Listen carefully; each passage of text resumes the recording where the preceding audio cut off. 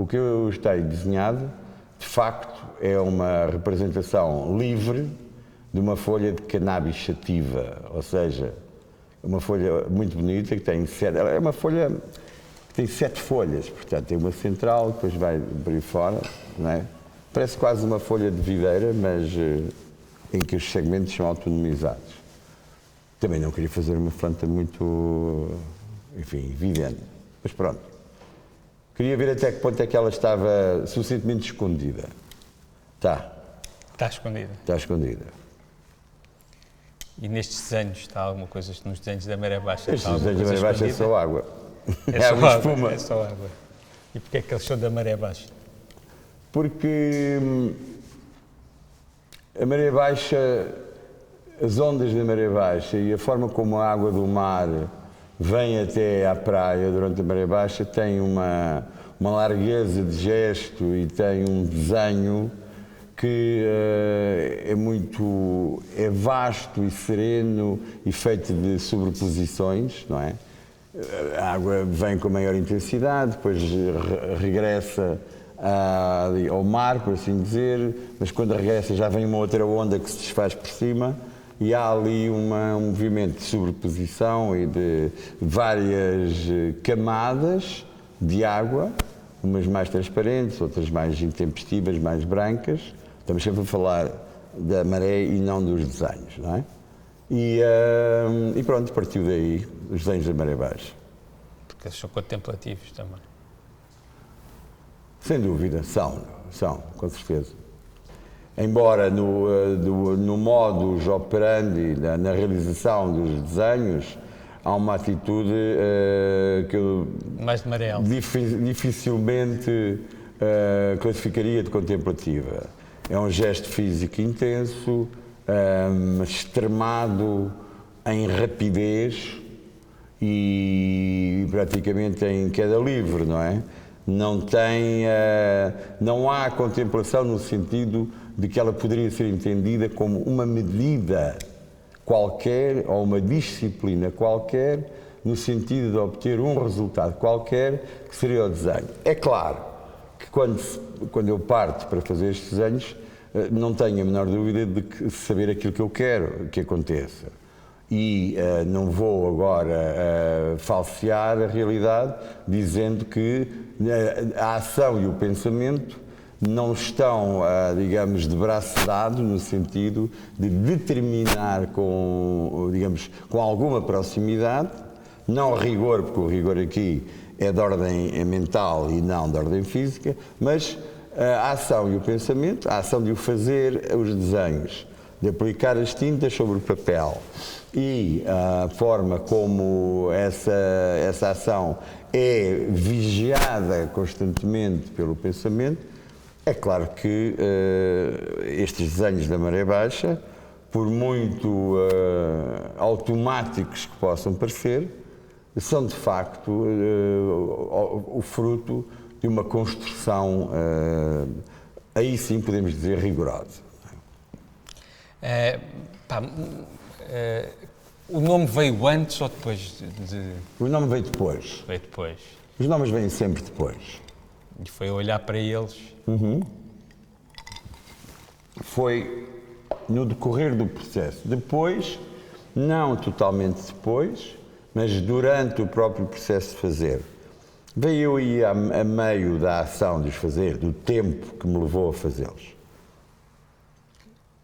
Estes trabalhos que estás a fazer agora, para cerrá-los, estão aqui à nossa volta, mas que ninguém vai ver, são mais trabalhos de maré alta? Eu não estou a fazer nada agora para cerrá-los. Ok. E agora não estava à espera de ter que ter uma pergunta tão rapidamente. Uma coisa que me interessa. Há 2 dias estava-te a ouvir a falar na apresentação do teu livro. Lumen. Exatamente. E tu disseste uma coisa que me surpreendeu, que disseste que até no princípio da tua carreira, e no grande princípio, não é só no princípio, é durante a primeira parte da tua carreira, tu não te sentias à vontade, ou não te apetecia, ou não tinhas coragem, queria que me explicasse um bocadinho isso, de intervencionar a natureza. Não é? O teu trabalho e que hoje em dia sentes... Não se trata de coragem. Tinha uma rejeição absoluta. Não considerava a natureza... durante muito tempo, e aliás escrevi sobre isso, considerava que a natureza era per se inimiga do homem. O homem só tinha com a natureza uma relação de posse e não de harmonia. Só a figura da presença do homem sobre a natureza, dentro da natureza, com a natureza, era sempre apesar da natureza. Ou seja, havia claramente, da forma como eu encarava a minha prática e o meu olhar sobre aquilo que me era exterior, havia, havia essa espécie de dicotomia, que era, um lado, a ação e o pensamento que leva a espécie humana a desenhar e a construir a sua territorialidade sobre a natureza, e nesse caso era, derivava dessa espécie de antinomia entre aquilo que é a ação do homem e o pensamento do homem, e aquilo que é a natureza, que lhe é dada, que é uma circunstância dada. Havia aí uma espécie de impossibilidade de encontro. A única forma de haver um encontro entre o homem e a natureza era, para mim, nesses tempos, um encontro de apropriação, utilizando a natureza como matéria e não tendo mais do que essa simples e direta e quase amoral, não imoral, mas quase amoral utilização da natureza como tema, pretexto, sujeito, objeto, corpo da ação. E, portanto, era disso que eu falava nessa conversa que tive com as pessoas que foram assistir ao lançamento do livro. Com o tempo, e com o tempo muda-se muito, não é? Com o tempo, essa minha quase radical, essa rejeição, que era quase um programa... Era um programa político? Não, eu nunca tive programas políticos. Mesmo quando estive na política, tinha um programa pessoal e de índole, humanista, se o quiseres. Não concebo a ação política que não derive de uma reflexão e de um olhar individual sobre o mundo, não é?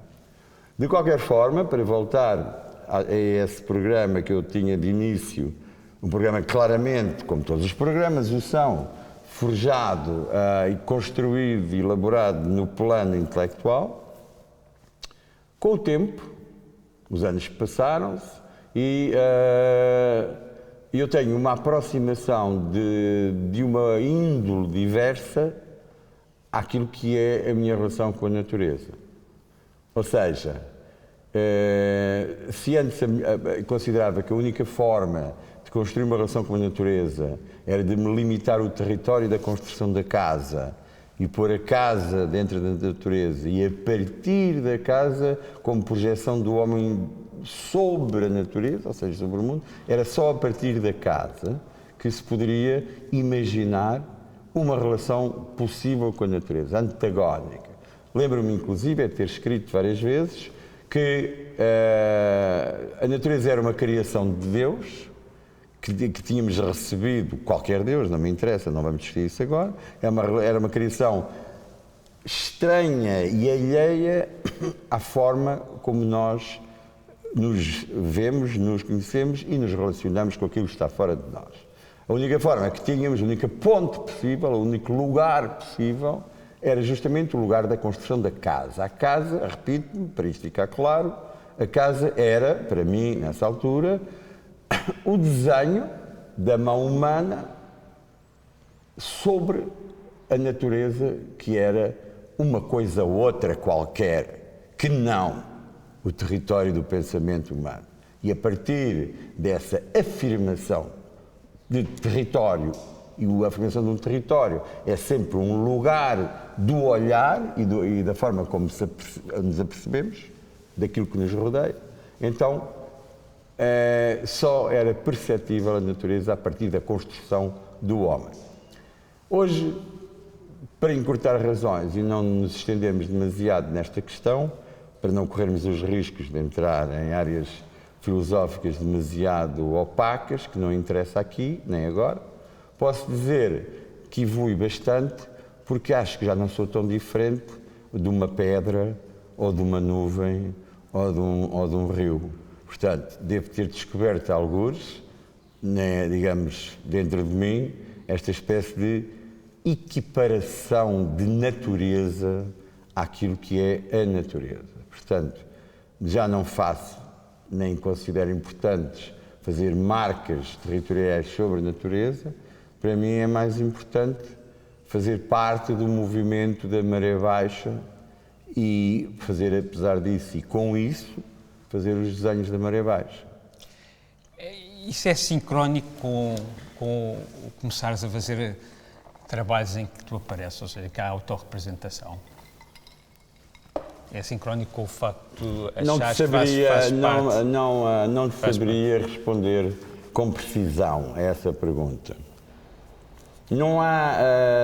eu devo dizer-te que olho para a minha obra ao longo dos tempos e é claro que há momentos em que há um pensamento materializado numa determinada prática que aparece mais do que outros.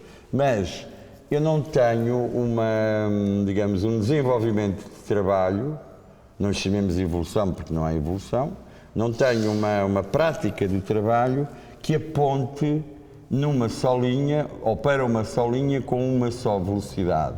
Eu tenho muitas linhas de olhar que convergem entre elas, se misturam, saem, vão para outros caminhos e tudo está em permanente ebulição e transformação e tudo é a mesma coisa. Eu provavelmente, as minhas primeiras representações de mim próprio não são os retratos que todas as pessoas, enfim, muitas pessoas conhecem, mas se calhar aquelas cabeças negras que eu fazia no princípio dos anos 80. Portanto, isso esteve sempre presente. Também fazia, no princípio dos anos 80, flores e troncos de árvore. E também fazia, no princípio dos anos 80, desenhos e aguarelas e pinturas de casas. Portanto, o artista faz sempre disse. O artista faz sempre a mesma coisa. Isso por vezes é verdade, por vezes levanta-nos dúvidas. Pois. Que é o que a verdade nos deve sempre fazer, é levantar dúvidas.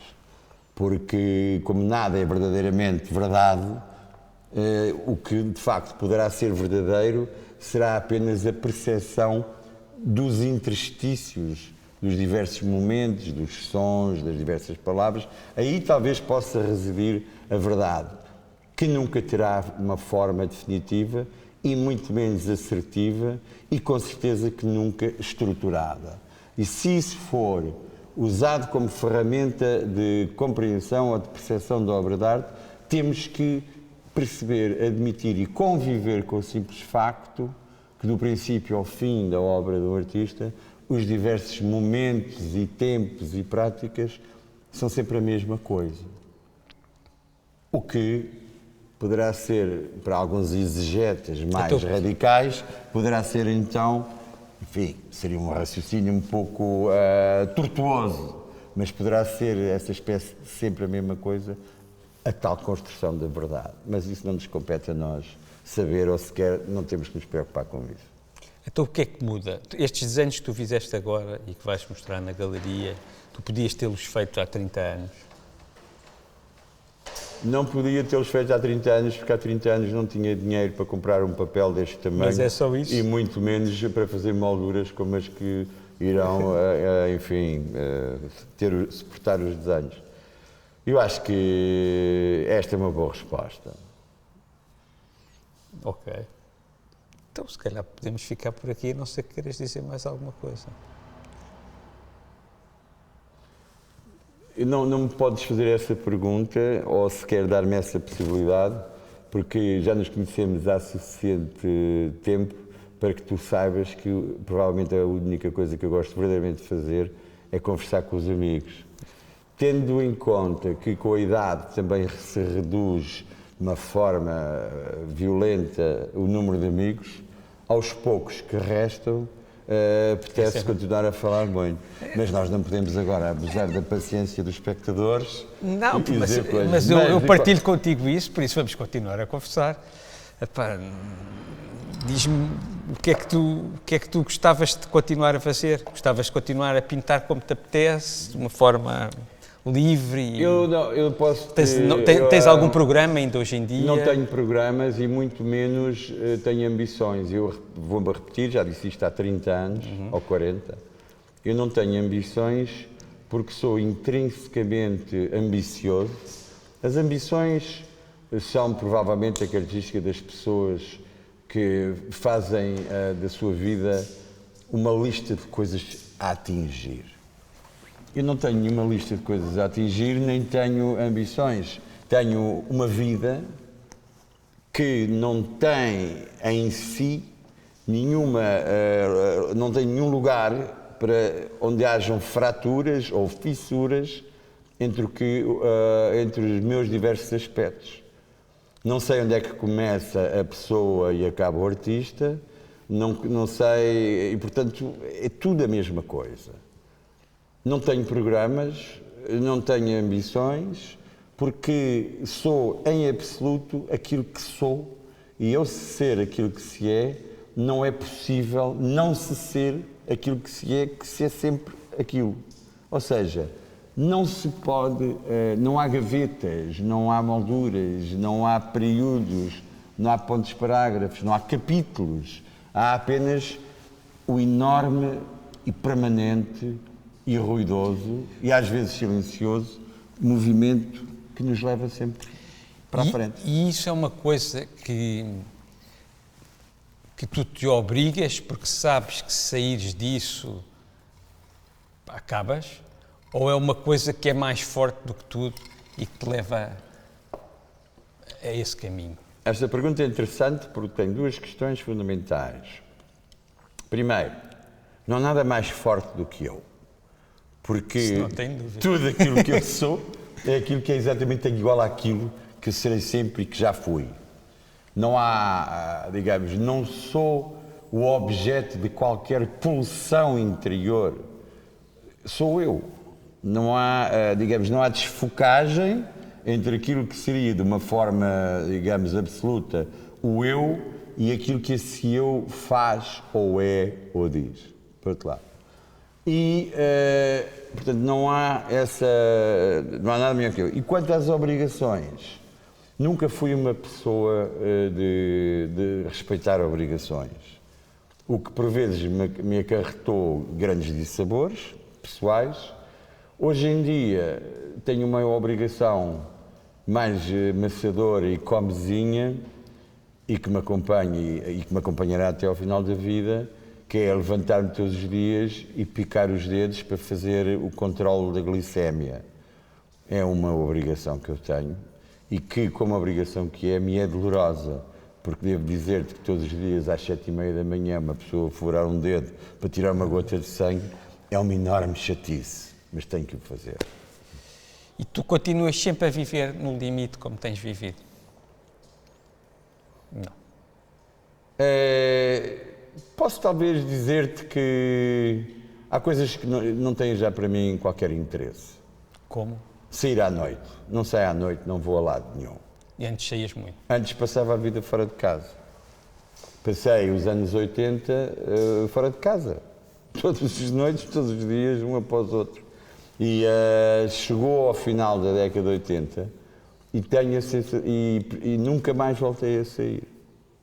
Coisa, aliás, que se transformou num martírio quando, por motivos de ordem profissional, me aparecem pessoas que vêm ter comigo, atravessam metade do mundo de avião para vir falar comigo e depois, naturalmente, acontecem aquelas coisas que é normal acontecerem. Vamos jantar fora, depois vamos beber um copo a qualquer lado, depois conversamos um bocado, depois tenho que lhes mostrar este ou aquele aspecto de Lisboa, mas mesmo isso já faço muito pouco. E porquê? Porquê que Esgotaste a coisa. Porque não tenho em mim já qualquer vontade de continuar a fazer isso. Isso não me traz nada de novo, não traz nada de intenso, não confere à minha vida, não vejo nada disso que me possa interessar, não é? E isso... Este gajo também sai pouco de casa. Também sai, faz ele bem. Eu também.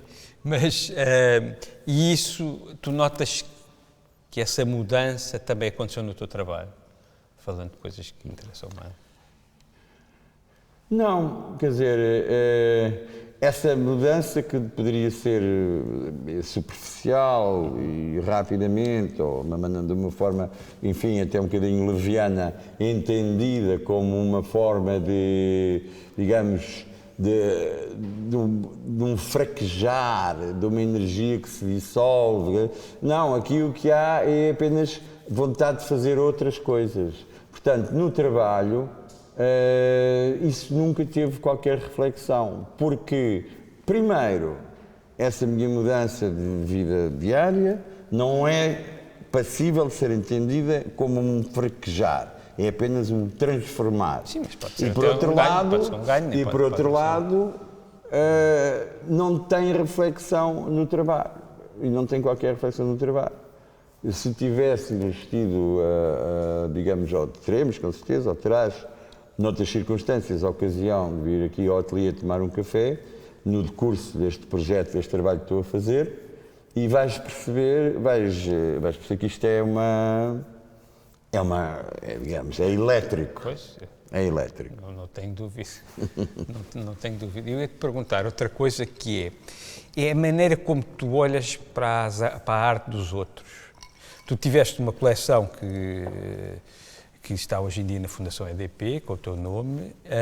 Eu queria... tu vais buscar coisas à arte dos outros, tu achas que deves comprar coisas para alimentar o processo de criação dos outros artistas, e tanto nos contemporâneos como nos clássicos. Inevitavelmente,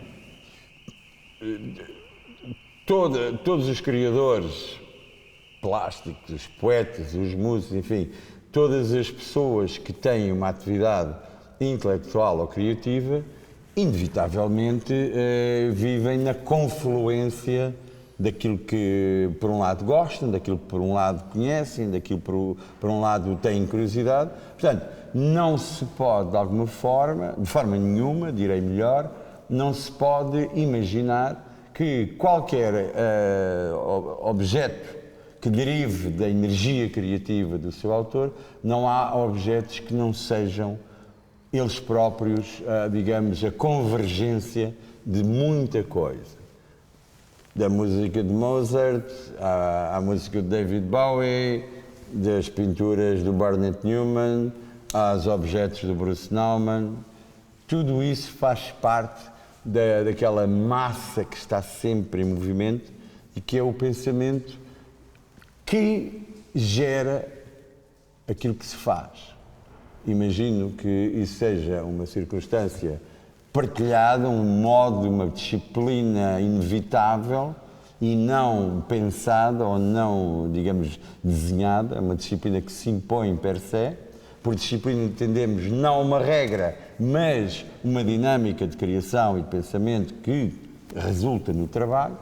Isso não poderemos, em boa verdade, escamotear, porque tudo faz parte de tudo, não é? E eu não fugirei, com certeza, a essa regra. Agora, se me perguntares se eu procuro voluntariamente coisas para mim no trabalho dos outros, não. Claramente que não.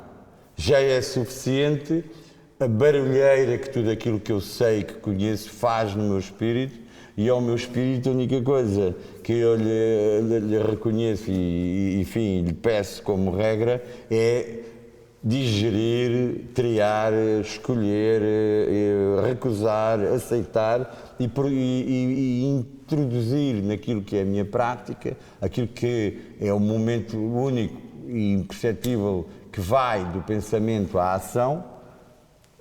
O meu espírito terciário já encarregue de dizer isso tudo tal como com as notícias dos jornais sobre a política, ou sobre o desporto, ou as coisas, as calamidades naturais, tudo isso está presente. Não imagino, não consigo de facto conceber ou imaginar como possível uma prática artística de criação que não seja a fusão dessas coisas todas transformada pelo modo como tu és e como olhas as coisas. Portanto, nesse particular, seremos todos iguais.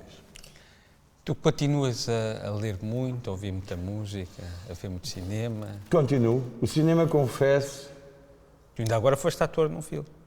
Sim, mas isso é como todas as vezes que já no passado me tinham acontecido neste particular, foi por amizade e por, enfim, por vocação solidária, não por quaisquer ambições de estrelato ou sequer de considerar que tinha qualidades para fazer. A pessoa que me convidou para fazer e que fez o filme terá achado que sim e ficou, por vistos, satisfeita com o resultado, pelo menos no que me diz respeito. Continuo a fazer isso tudo. Como é que não se pode continuar a ler, a ouvir música? Essas coisas fazem parte, digamos, as pessoas que têm um apreço pelo cuidado do corpo, que também é uma forma de performação. Essas pessoas têm interesse pelas novidades nutricionistas, dietéticas, outros exercícios, os desenhos da roupa apropriada que valorizam este movimento ou aquele, ou que protegem, enfim, há uma panóplia de minudências que acompanham as diversas atividades do ser humano. No meu particular, interessam-me aquelas que estão próximas daquilo que eu sou e que gosto. Portanto, não gosto assim tanto como isso de fazer desporto. Gosto mais de beber uns copos e de comer e de fumar uns charutos, que é outra forma de prática atlética, se considerarmos, enfim, a prática atlética como o desfrutar do corpo. Não é? E então desfruto do corpo dessa forma. E naturalmente que isso tem as suas consequências, nomeadamente no trabalho, e não me posso queixar, têm sido ótimas até hoje. Tu falas muito que a tua obra e tu se fundem, mas é engraçado olhar para ti ao longo destes últimos 20 anos, desde que eu te conheço, e tu és uma pessoa que tem conhecida, que tem uma personagem, que as pessoas sabem quem é, etc. Mas depois, em contraponto a isso, tu és uma pessoa, eu arrisco-me a dizer, tímida. E depois ainda há outra questão que pode ser a seguir, que é, tu outro dia falavas comigo sobre as redes sociais. Eu queria saber se a tua não exposição, não é, nas redes sociais, ou até a tua timidez, são qualquer coisa que existe para preservar o teu trabalho, ou se é uma coisa que tu nasceste assim e pronto. Eu ficaria provavelmente mais satisfeito. Mas... Desculpa lá. Carreguei nos botões para isso desaparecer o som. Diz. Eu gostaria de imaginar que a palavra reserva se aplicaria com mais justiça e mais justeza. A justiça não é uma coisa que nos preocupa agora. Claro. Eu acho que poderei ser eventualmente uma pessoa reservada, não uma pessoa tímida. Uhum. Se fosse uma pessoa tímida, duvido que pudesse ter mais prática artística como tenho, porque essa timidez, se fosse apenas de índole social, ok, era uma forma de estar ou de não estar em relação... Acontece em muitos artistas. Exatamente. Que na prática depois artística... E que concentram na sua prática artística toda uma energia, uma força que não aparentemente não é canalizada para outros planos relacionais, como o outro, os outros, etc, etc, etc. Eu não creio que seja uma pessoa tímida, serei provavelmente uma pessoa reservada.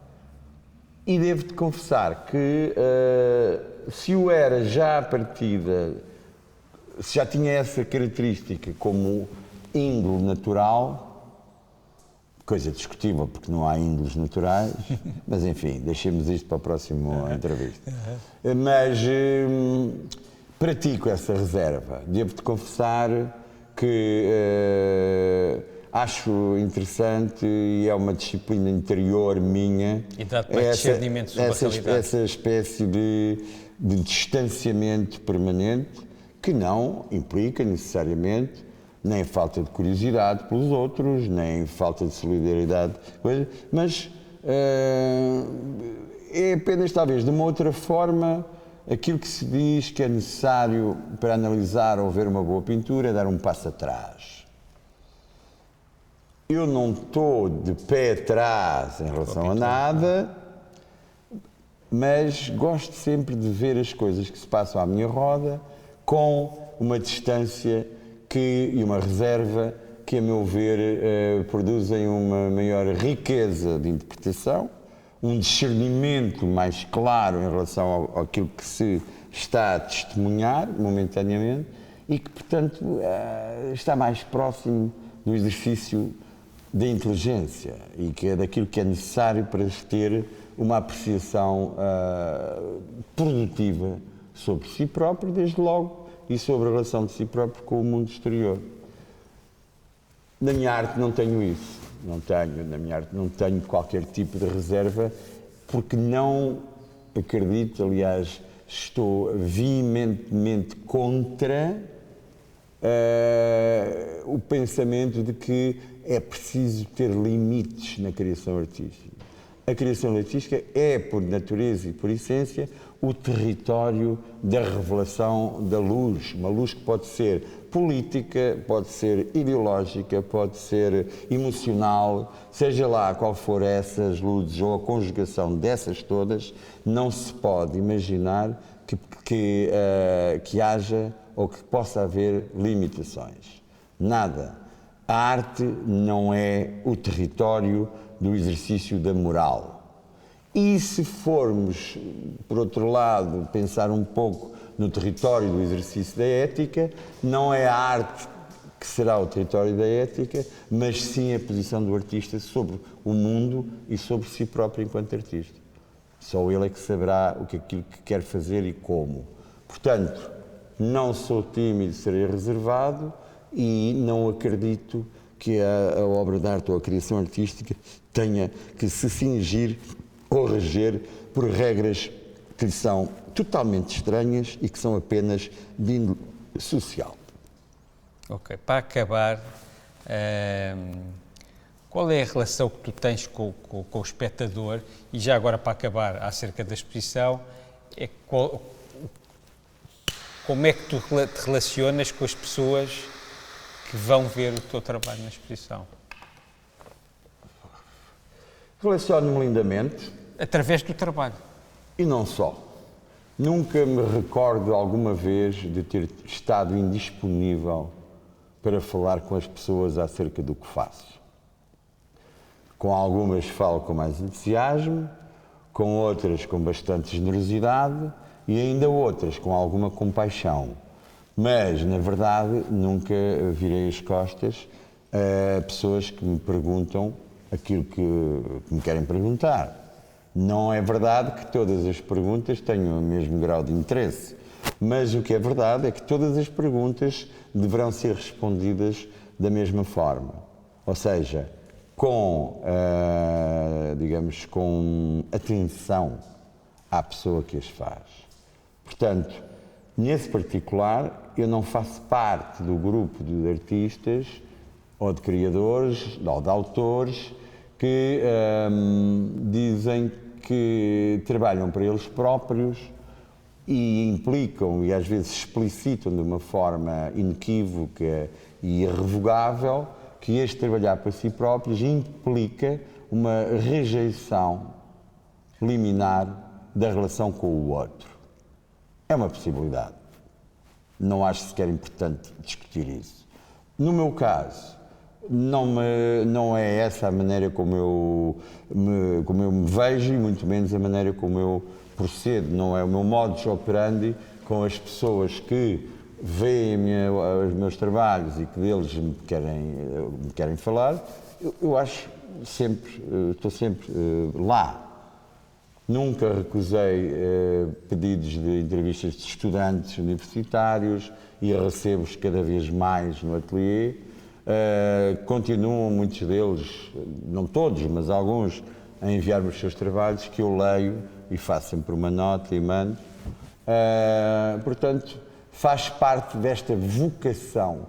E se alguma forma de dizer que a arte tem um input político, neste caso particular, acho que este será, provavelmente, digamos, o modo como esse input político é mais criativo, mais rico e mais produtivo. Ou seja, é justamente nas relações e na energia e na tensão das relações que se criam com as pessoas a diversos níveis, a partir da partilha ou da comunhão da experiência da obra de arte, o território político partilhado dessa comunhão é provavelmente um território, não é? Eu acredito que é o território absolutamente político na sua essência, na sua natureza e na sua corporização. Mas político na maneira como vês político não no sentido, com certeza, de regimentar pessoas em torno desta ou daquela ideia, por muito legítima que ela seja, mas político no sentido original, filosófico do termo, da polis, o sentido da construção da comunidade. Certo? Uhum. Olha, a exposição é dia 20, no próximo dia 20 de setembro de 2019. A inauguração é na Galeria Miguel Navinho, às 10 da noite. E tens mais alguma coisa para dizer sobre a exposição? Não, vamos só dizer a morada da Galeria. Rua Tenente Ferreira Durão, número 18B, 1350-315, Lisboa. Vamos.